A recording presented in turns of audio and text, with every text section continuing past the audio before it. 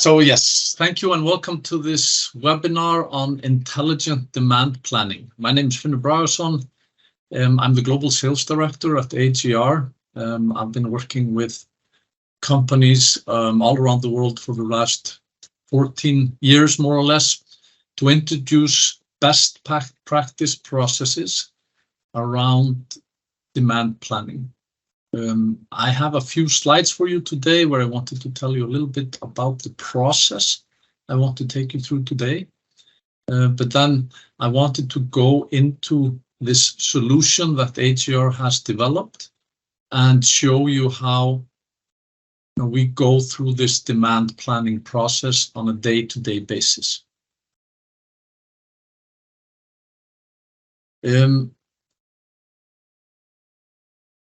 Now, the process itself, you have typically a lot of valuable information in your ERP system. And the first step is to put this data to use and to get some intelligence out of this data. So the first step in this that I want to take you through is how we can forecast better with our sales data. We have developed an expert forecast model within the solution that has multiple algorithms and forecasting methods built in. So this means that if there is any trend in your data, there is seasonality, growing sales, Christmas, or whatever it is, the system will find this out automatically. Most likely today you are forecasting on either a min-max process or a moving average, and you do not take these fluctuations into account. That means that for some items you are overstocked, while for other items you might be understocked. And this is the balance that we want to get into our demand planning. Now, we also want to go through some exception reporting, because of course you can not and should not trust an automatic forecasting system for all your items. There will be exceptions, and we need to find those exceptions through an exception reporting process that we have developed. We can automatically find these items that you want to take a closer look at. For example, new items. Those are hard to forecast, so we have processes to go through that. Items in risk of stockout, items with high forecast uncertainty. So all of these items we can find automatically to improve our forecast. Now, the third step here is the planning process, or the demand planning process. I'll be spending some time in that today to show you how we can slice and dice your data into different buckets to improve planning. So you could say for a certain location, a certain vendor, or a certain product group, I want to increase the forecast by 25%. So we can work on that.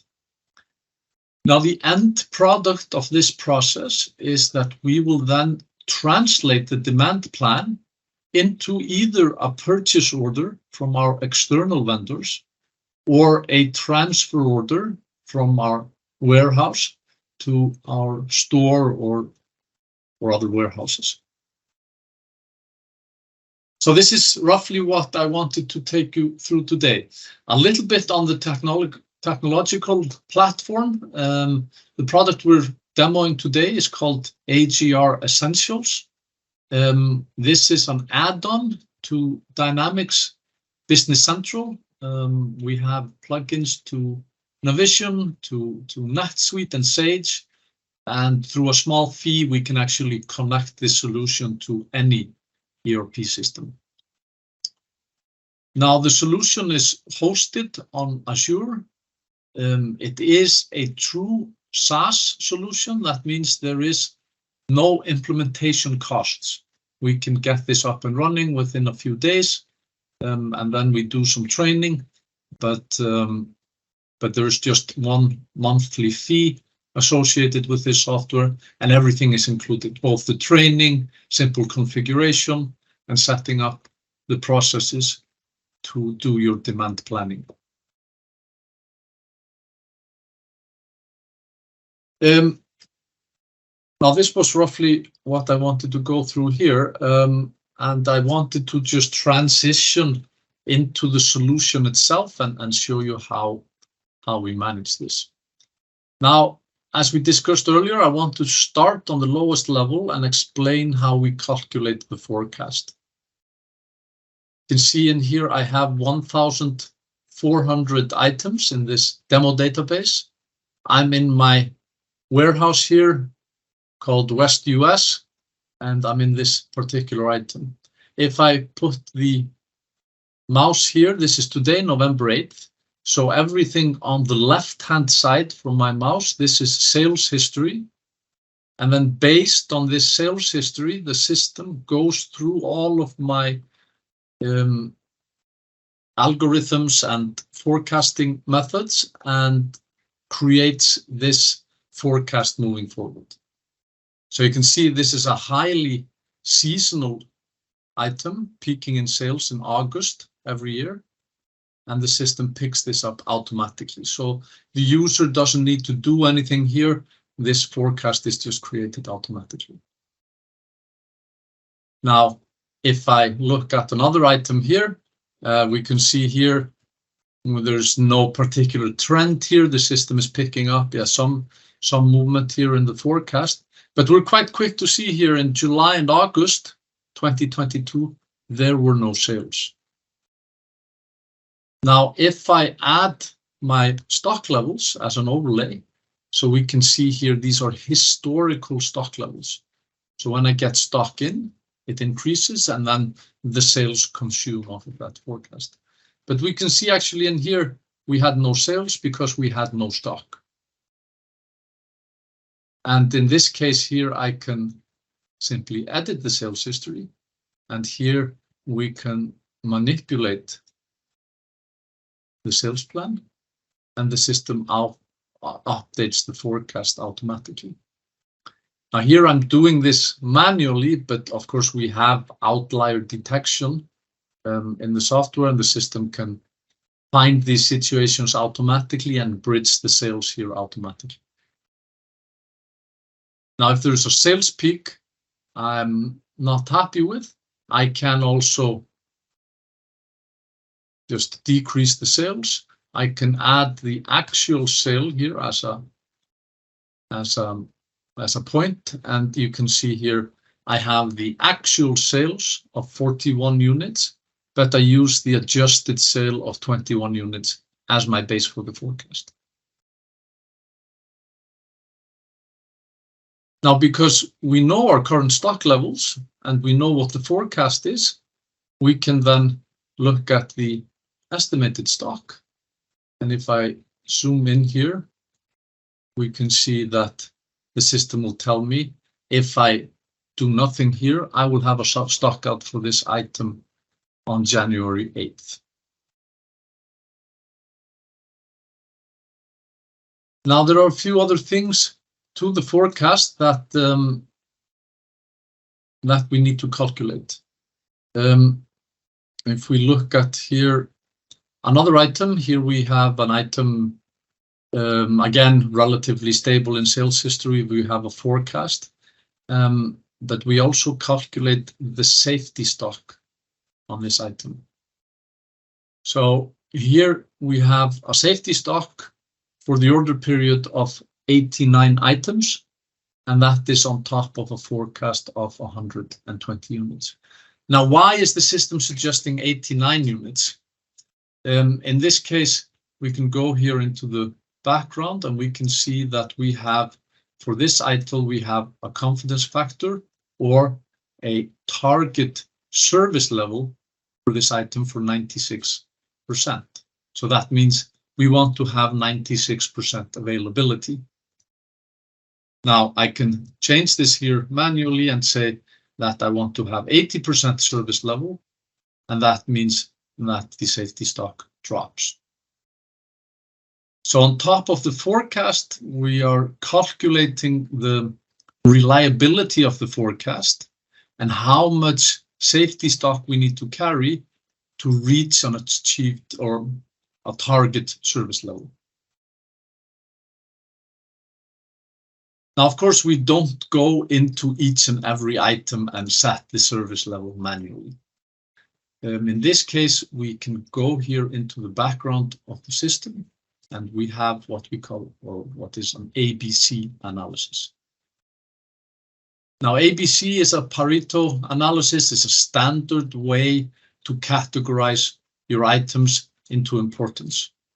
So if we do a simple ABC here on turnover, the A items will be the 5% of your items that give you 80% of your turnover.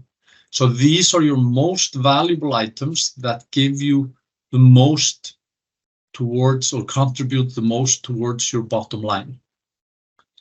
Now this, you would want to have a high service level. True value, lowercase true, uppercase value, 001.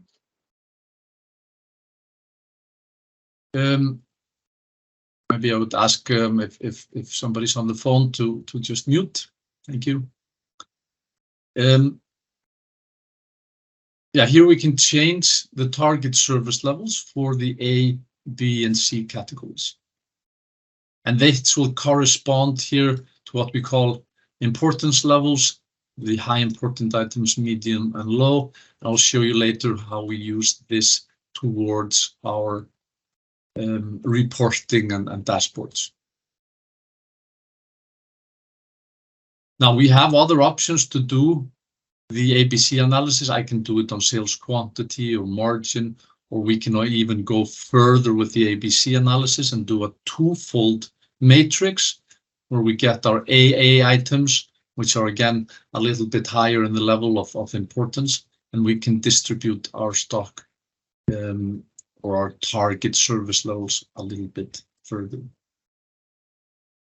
Now we set this on a global level here, and that will feed into our items. The system creates our forecasts. It creates our, or suggests our service levels against those forecasts. And we have then a demand plan to work on.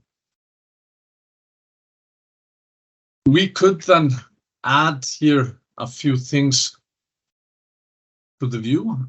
Because I know my forecast and my target for future stock levels, the system calculates automatically how many days cover I have for each item.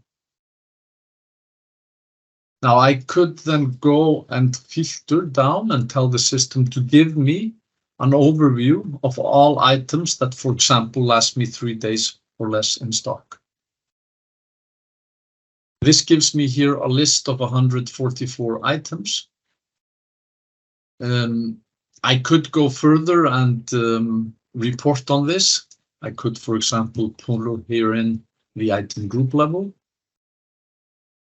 I could then drag any column up, and this will categorize the items based on item group level. I could add a secondary grouping, the primary vendor. So I could go here into accessories. These are items in risk of stockout, split down to my various vendors. So here I'll get the 4 items from this particular vendor that are in risk of stockout.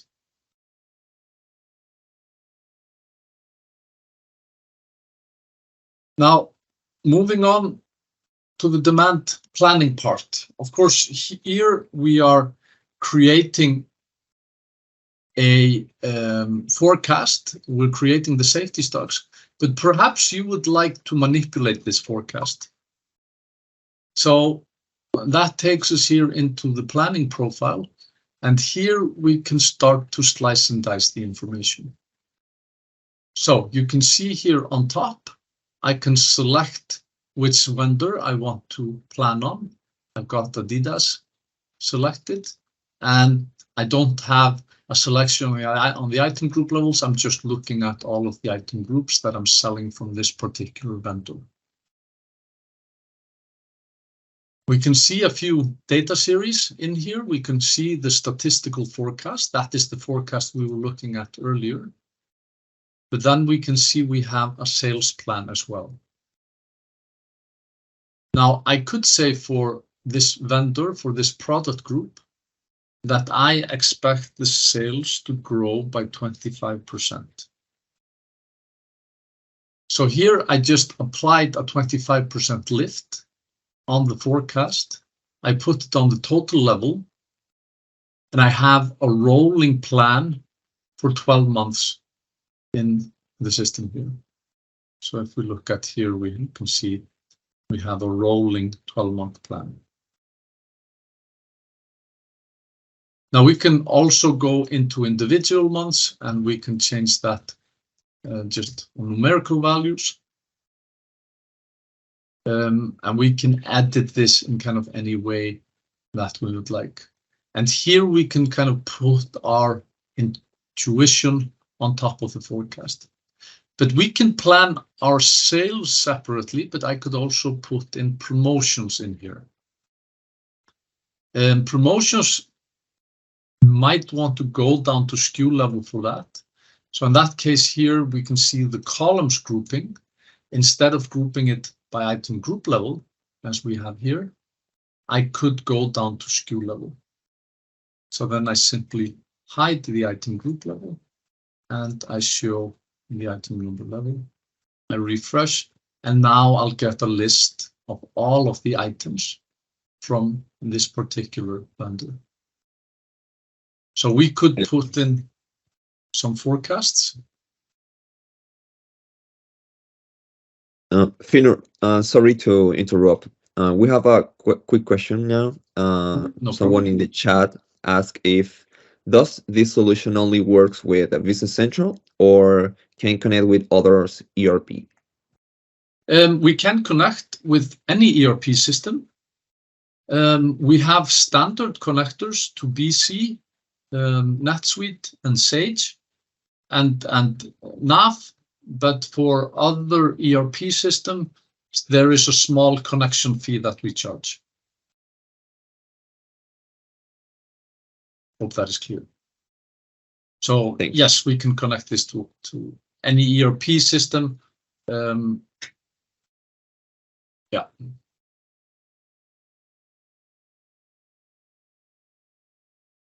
So again, here, and we can look at, if I can switch a vendor, if I want to look at Amazon, which items I'm selling from Amazon.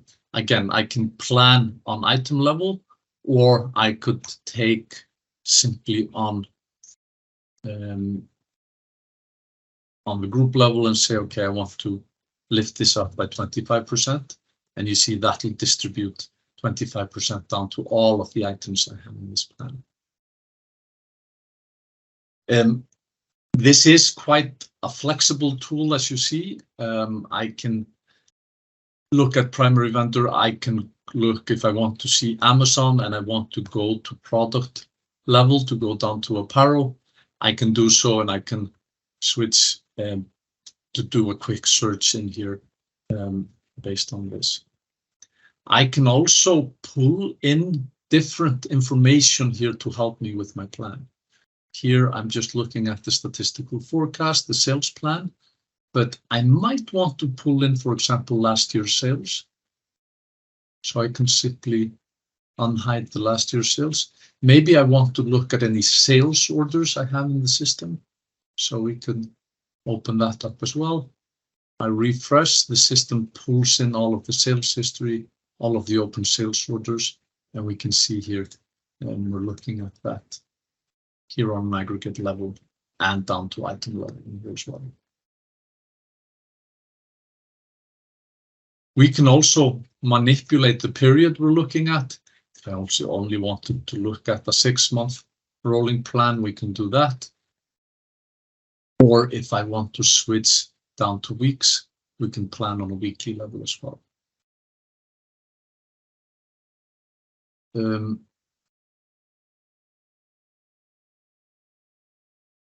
think we should here. I'll be looking at a rolling 12-month plan down to weekly level. So it is quite flexible. We can save different templates here. We can have rolling forecast on a weekly, monthly basis based on product groups or vendors. We can filter down by ABC. We can filter down to separate locations, and then we can have those planning views. Now, the most important thing is once we have the plan set in here and we go back into our item card, we can see that the sales plan is reflected automatically in the item card. So we can see here, if we look at the statistical forecast versus the sales plan, you can see the difference in the sales versus the forecast. Now, the next step is to translate these sales forecasts into purchase orders. So we can split our items here based on the vendors. So I can select a particular vendor, Echo, for example, or Nike. We can save those order groups, and then we associate order schedules to those groupings. So we could say I order every other day from these particular vendors, or we order on a monthly basis every month except August, January because of Chinese New Year, and I order on the 10th of every month. That means the system in the 10th of February looks at the items from our particular vendor that we're looking at, and looks at the forecast, the demand plan, the safety stock levels, and all of the order attributes to cover us until March 10th. And it calculates a suggested optimal order quantity for this order period. Now, once we set this up for all our vendors, the user simply goes into the ordering tab in here, and it will see all of the outstanding orders that we have, or let's say unconfirmed orders. So we can see here we have an order from Nike into our main warehouse. You can see the order value. I can click on the purchase order, and we can see the order quantities in here. So if we zoom in here, we can see the order period we're looking at. We can see the order quantities, and we can see how long this order will last us. We can also look at some breakdowns here on the right-hand side. If I want to look at, here we can see the demand for the order period is 550 units. The system is telling me to keep 50 units of safety stock. The system recognizes I already have 202 units in stock, so it tells me the order quantity should be roughly 400. Now, if we go further below here, we can see some rounding to order multiples. So you see the calculated quantities is 399. The min order quantity is 10 units, so this is not going to affect this order. There are no order multiples here. For example, if you're ordering into your warehouse in boxes and then you distribute in units. So this is why we get to the order unit of 400. We have all of the order parameters in here. We can look at the columns. We can, if we want to see some additional information, if there are any order exceptions, for example, we can add that to the views in here. We can, of course, change the quantities if we don't agree. If we want to increase the quantities, I can override the system in here. The system will give me an updated graph on how my order quantities look. But I can also change this on an aggregate level. For example, if I want to fit this order into a container or something like that, I could create some order constraints. So for example, if I want to fit this order into a container, I can tell the system how many number of pallets. It should be 22 pallets or less, and then I might want to fill up with my lightest items. I could also put additional constraints if there are any quantity, volume, or weight restrictions. We could do that. Of course, in most cases, you don't have this information in your ERP system, so you need to do certain data registration to prepare for this. But usually that is a simple task. You don't need to register this information for all items. You can select the vendors that you constrain on, but this is a very powerful tool to optimize the container quantities and help you with that container planning to order level. We can also do simple price constraints. So let's say if I'll get a discount if I go over 3 million. So in this case here, I could tell the system that the cost value should surpass the 3 million mark. So I'll give this a name here, and we'll save this so I can use this again. And here I apply that constraint. The system starts to calculate all of the items in here, and it optimizes. So when I refresh here, you can see the cost value here just creeps over 3 million. Now, once I'm happy with this order, I can simply highlight, I can confirm, and this means that the system will transfer this back to your ERP, and it'll automatically create an unconfirmed purchase order with all of the attributes in your ERP system.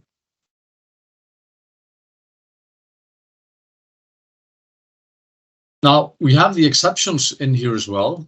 This is where you can, or the system flags the items you should take a closer look at. So you can see here, I switch, we divide this into daily, weekly, and monthly reports. So here on the daily basis, we have, for example, items that are urgently need to be ordered. These are items that are in high risk of stock out. We can see our move in and move out reports. These are purchase orders that I might want to expedite or move out due to unexpected changes in demand. We also have our weekly reports here. We can see our fast movers or slow movers, and of course our new items. These are the items that I don't have any forecast on, and I need to deal with that. Now, how do we deal with those? You can see here I just have one sales point. The system flags this as a new item. So in this case here, I can go into what we call connected items. So here I can borrow sales history from another item. So I can simply select my new item. I can select the old item I want to connect it to. I can select to connect the stock. So if this is a superseding item, I might want to take into account the stock levels of the old, or the combined stock levels of the old and new. We can give the connection a duration time, and we can then scale the connection here as well. So there's a lot of standard reports in here. Users can, of course, go into the background. We can change all of the parameters of this report. You see here on a monthly basis, we have items with high forecast uncertainty. The analysis phase, we can get the ABC classifications. We can see all overstocked items, for example, and many more. But the system will give you as well, upon you log on, get a nice dashboard where the system will show you how, of high level, how your supply chain is looking. So I can look here at my active stock. I can look here at my dead stock, for example. And by the way, if I click on this part of the graph, the system will automatically take me into the report that includes those items. Here we have our overstocked report as well, and items in risk of stockout. And you can see here the high, medium, and low importance. This then corresponds to the ABC analysis that we performed before.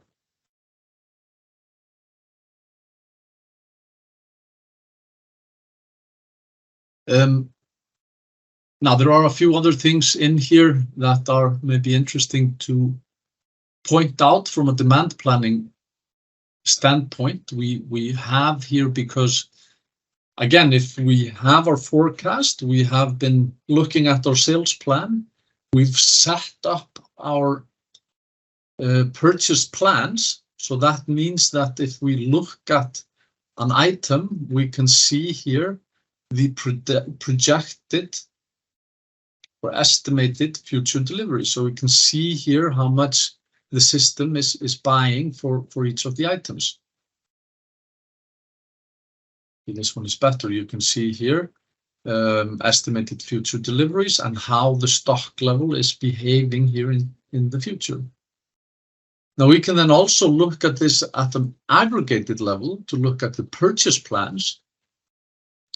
And that means I can filter down and select specific vendors. Here I want to select Adidas. Here I get all of the items that I'm purchasing from this vendor. I can filter down to the locations, and I'll get the estimate future deliveries and the future orders on a monthly basis for this particular vendor. And I can select the horizons I'm looking at.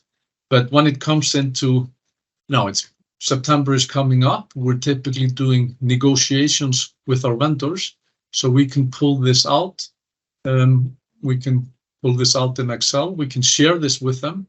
And this can be a good base for our negotiations to see what they might expect from us in the future.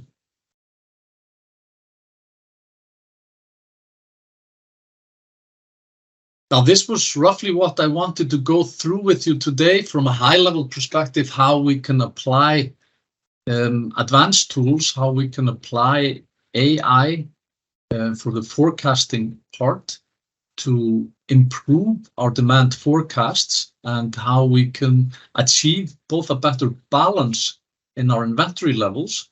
And with balance, I mean to reduce those stockouts that we're seeing, but also reduce the amount of capital that we have tied up in unnecessary inventory.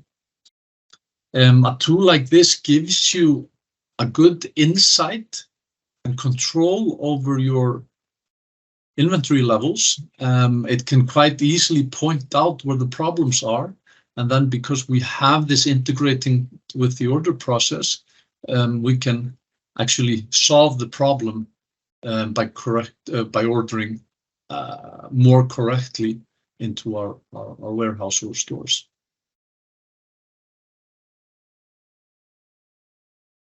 I'd be happy to answer any questions if there are questions at this point, then, or if you're interested in looking into more detail into any parts of the solution.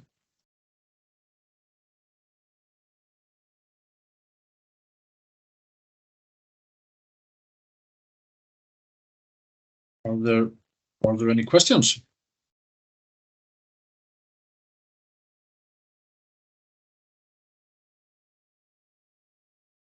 Well, if there are no questions, then I think I will leave it as this. I will thank you for your time So I see there's a question in here for new items. The question is, for new items, do we just work with plan to sale?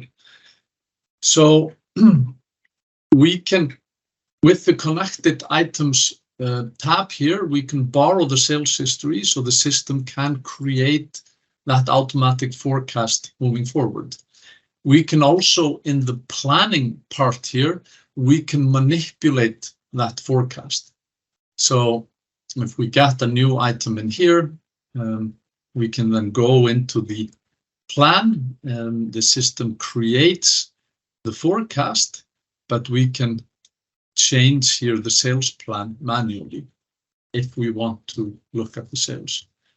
Now, the sales will control the service level settings. So the sales plans. We put in the sales plan, and the system will derive the safety stock calculations based on the target service level settings, and that everything will then translate back into the purchase order. So yes, we plan the sales, and we take that into account when we create the PO.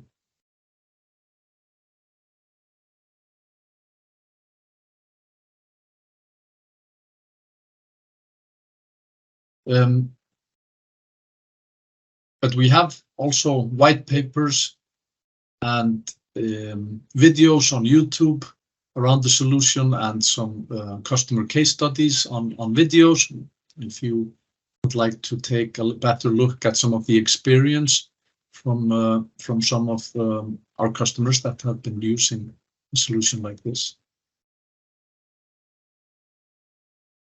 Otherwise, I thank you for your time today, and if there are any other questions, please feel free to reach out to me or someone from the Optimus team, and we'll be happy to respond to that.